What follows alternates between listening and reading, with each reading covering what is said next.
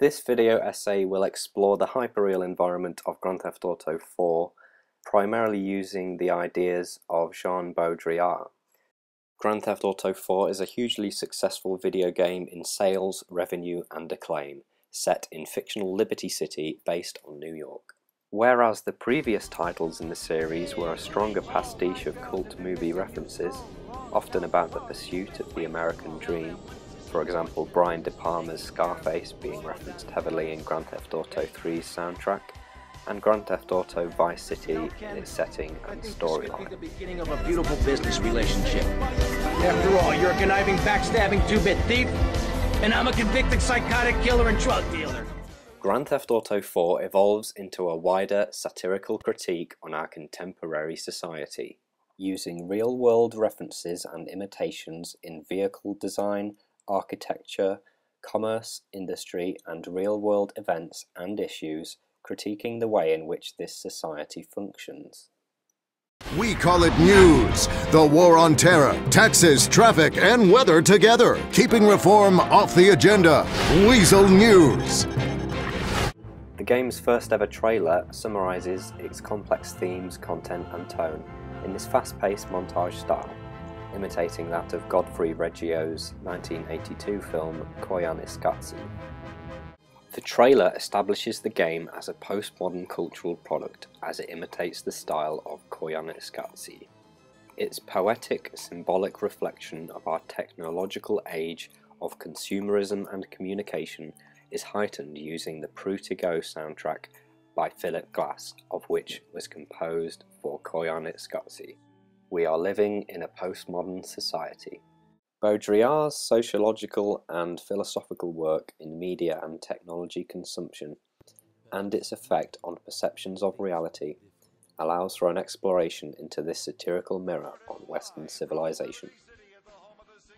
Baudrillard theorizes that in our present day we are immersed within an ecstasy of communication, where mass media around us that we consume affect our perception of reality.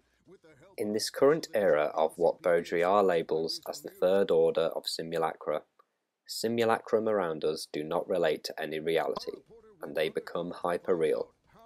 This hyperreality is our inability to distinguish reality in technologically advanced mass media consumer cultures, where the world we live in is only copies of something else. This makes Grand Theft Auto 4 an interesting case study, as it is hyperreal itself, making it a simulation of a hyperreality. Hey man, my name's Jack. I'm a big fan of the show since you came back on air.